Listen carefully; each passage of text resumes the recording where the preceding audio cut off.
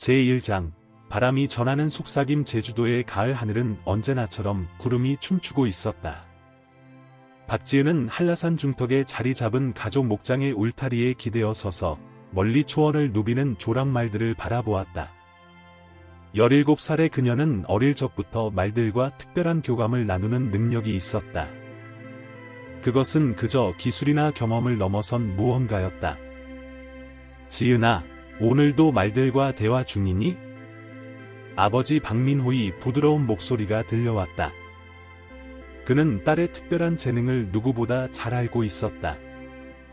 제주 조랑말 보존협회의 수의사로 일하면서 민호는 지은이 태어날 때부터 그녀가 말들과 나누는 독특한 유대감을 지켜봐왔다. 아빠, 저는 가끔 궁금해요. 왜 다른 사람들은 말들의 마음을 이해하는 게 이렇게 어려울까요? 민호는 딸의 어깨를 감싸 안으며 미소 지었다. 그건 내가 특별한 선물을 가지고 태어났기 때문이야. 하지만 모든 선물에는 책임이 따르는 법이지. 갑자기 멀리서 들려오는 말발굽 소리에 둘의 대화가 끊겼다. 지은의 시선이 그쪽으로 향했다. 제주 승마공원 방향에서 한 무리의 말들이 달려오고 있었다. 그 중에서도 특히 한 마리가 지은의 눈길을 사로잡았다. 검은 어브시디언처럼 윤기 나는 털을 가진 조랑말이었다. 저 말, 전에 본 적이 없는데요. 지은이 울타리를 넘어가려는 순간 아버지가 그녀의 팔을 잡았다. 조심해야 해. 저건 김태우 조교사의 새로운 말일 거야. 소문으로는 아직 아무도 길들이지 못했다고 하더구나.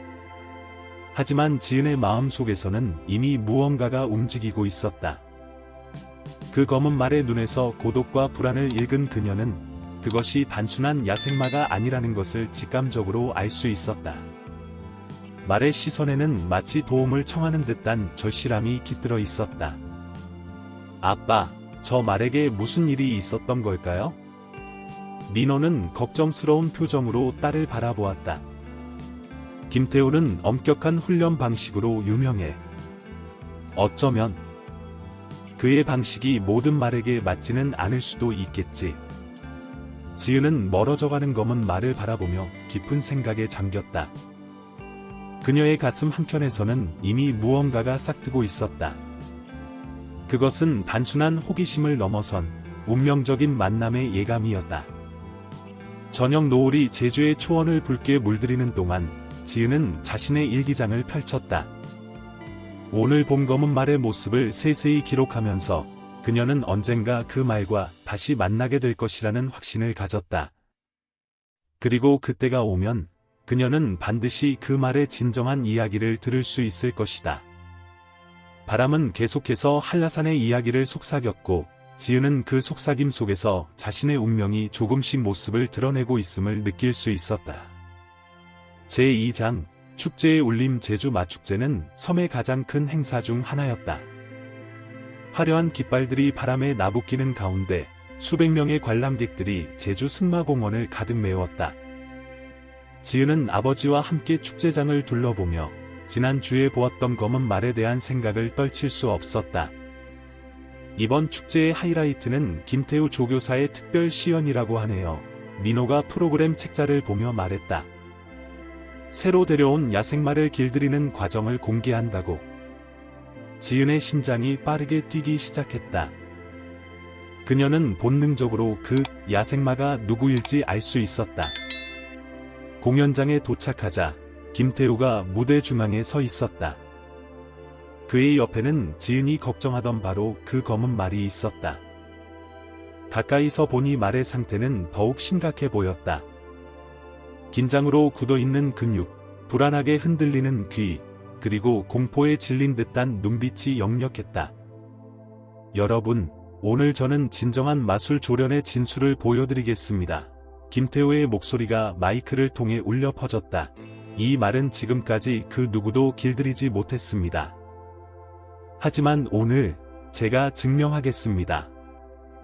지은은 말의 고통스러운 눈빛을 바라보며 가슴이 조여왔다. 그때 예상치 못한 일이 벌어졌다. 혹시 이 자리에 계신 분들 중에서 이 말을 길들일 수 있다고 자신하시는 분이 계십니까? 김태우가 갑자기 관중들을 향해 도전장을 내밀었다. 성공하시는 분에게는 이 말을 드리겠습니다. 물론 실패하시면 그에 상응하는 보상을 하셔야겠지요. 관중석에서 술렁임이 일었다. 몇몇 유명한 조교사들이 앞으로 나섰지만 말은 그들 모두를 거부했다.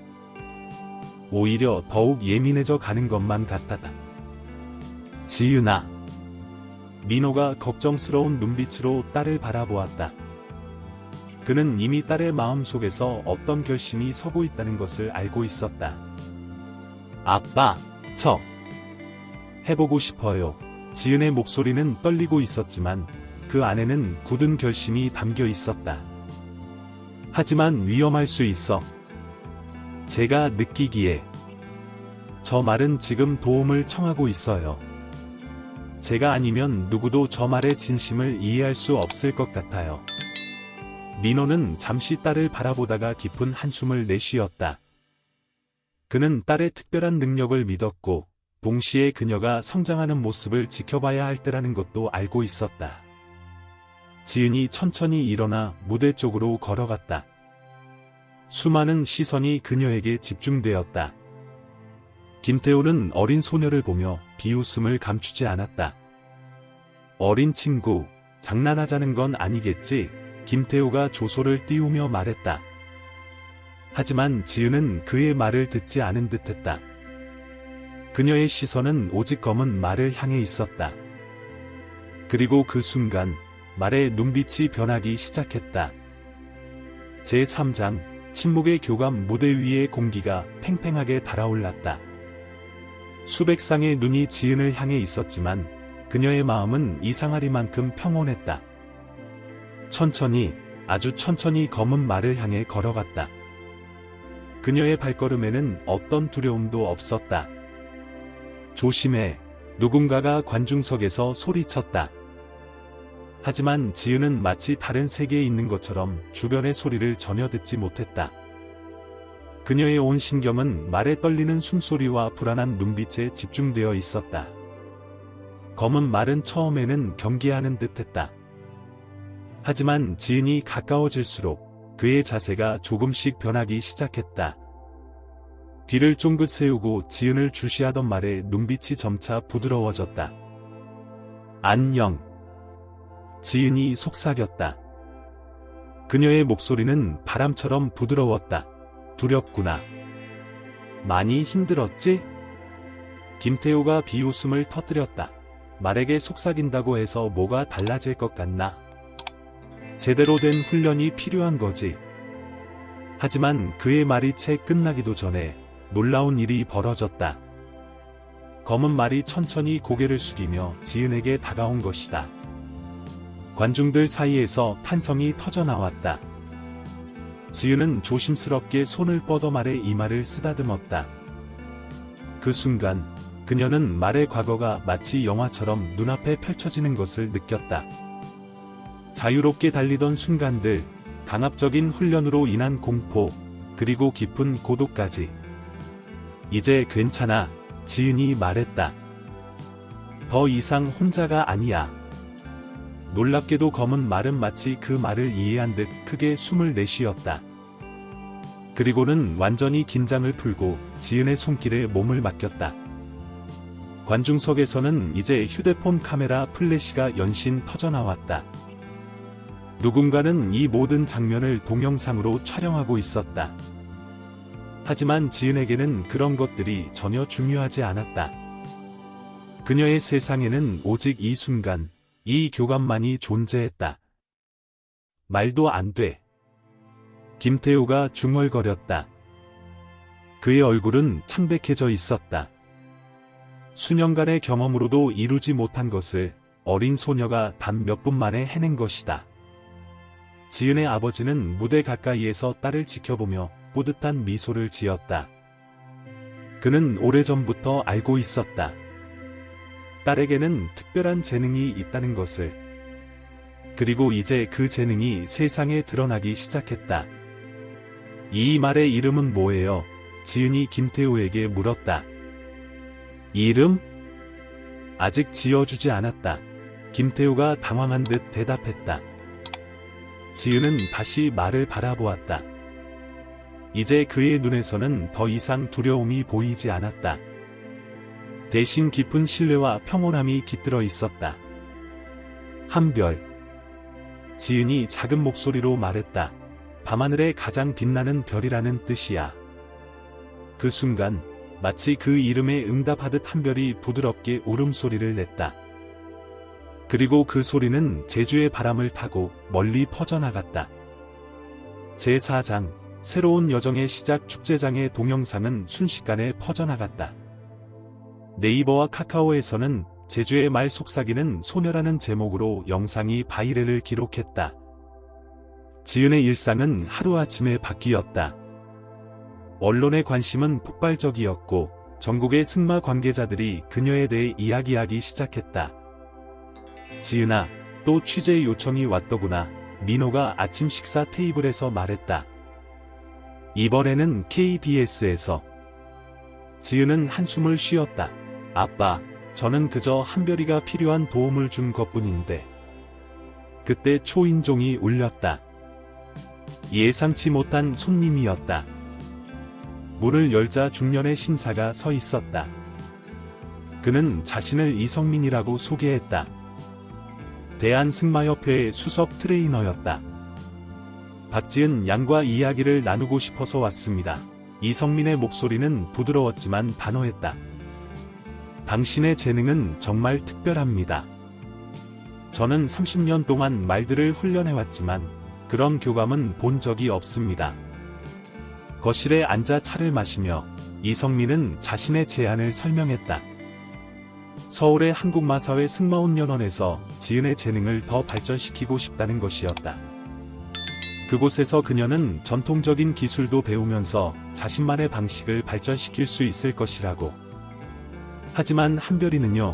지은이 물었다. 물론 데려갈 수 있습니다. 당신과 그 말의 유대감은 특별하니까요. 이성민이 미소 지었다. 사실 우리는 새로운 접근법이 필요합니다.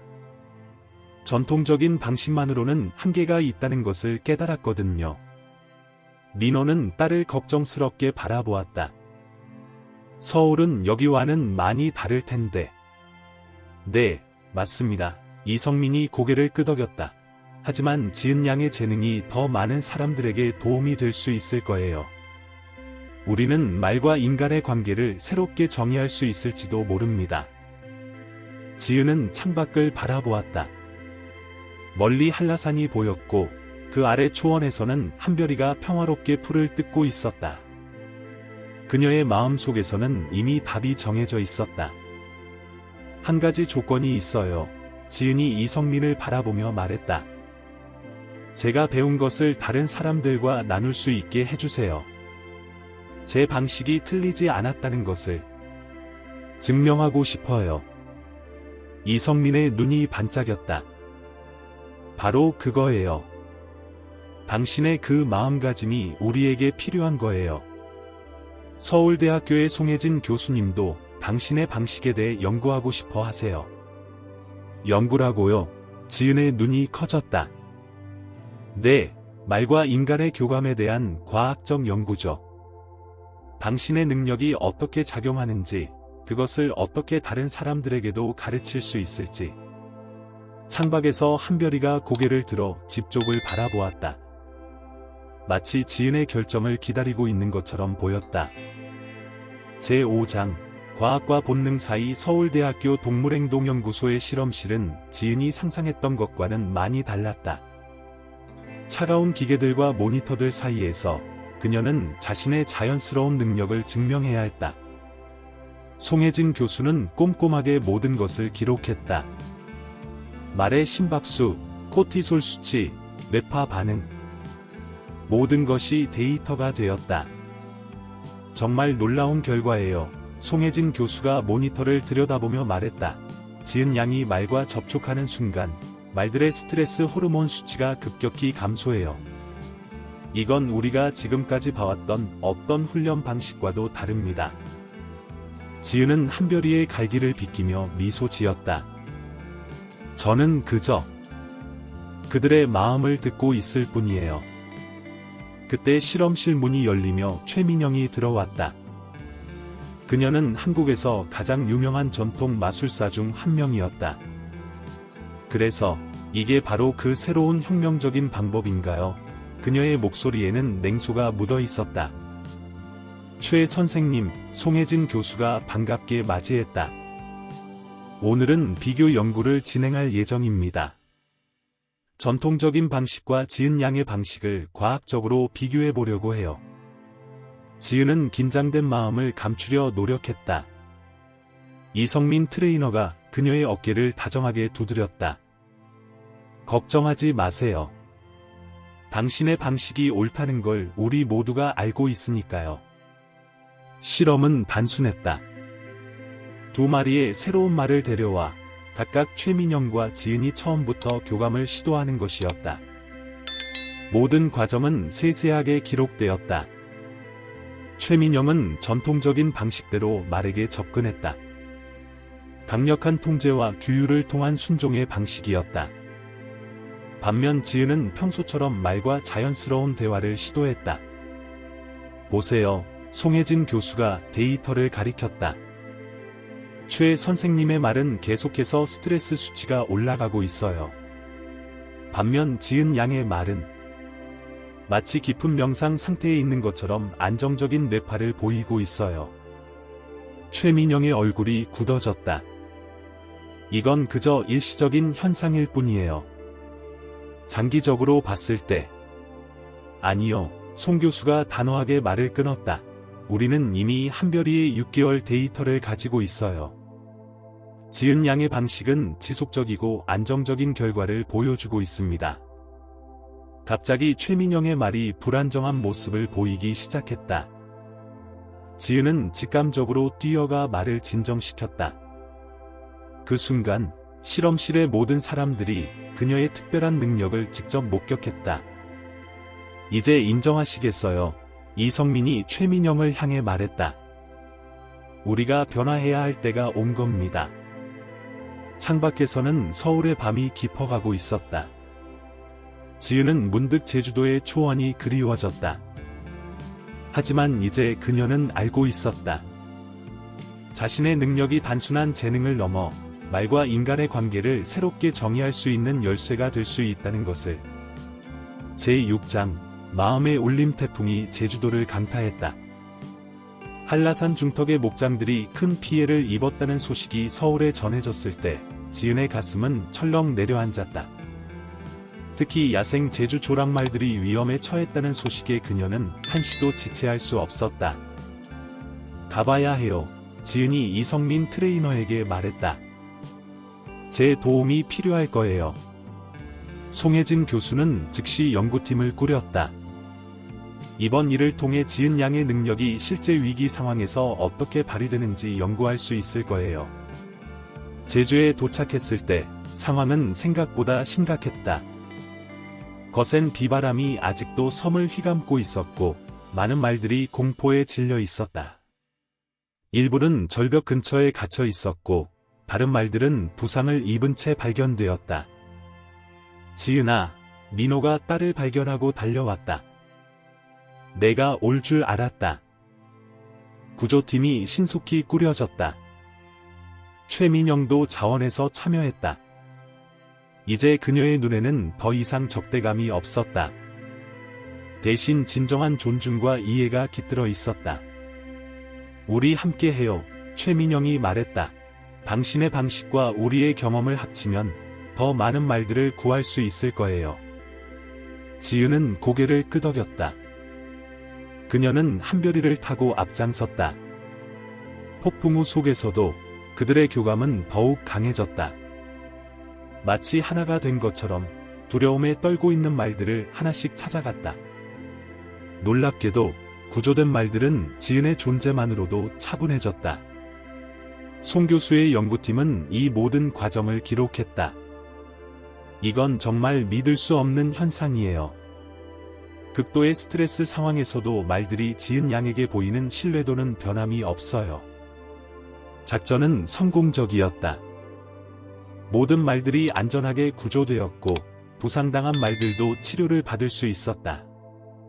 태풍이 지나간 후 제주의 하늘은 더욱 맑아졌다. 마사회에서는 지은의 공로를 인정하여 특별한 제안을 했다. 제주도에 자연교감 승마센터를 설립하자는 것이었다.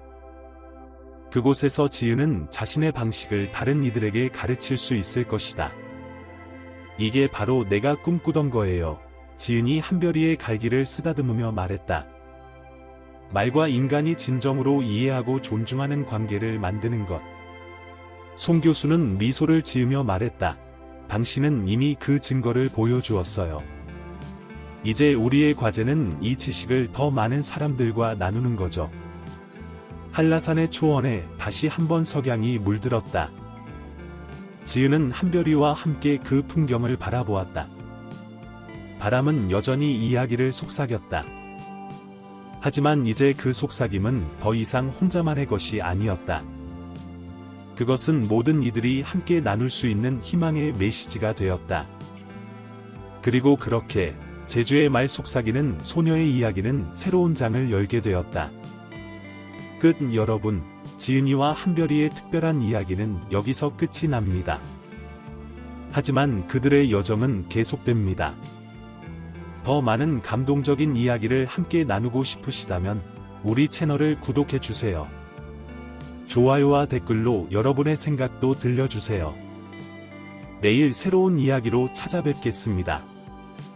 여러분의 하루에 작은 감동이 되었기를 바랍니다. 다음 이야기에서 만나요.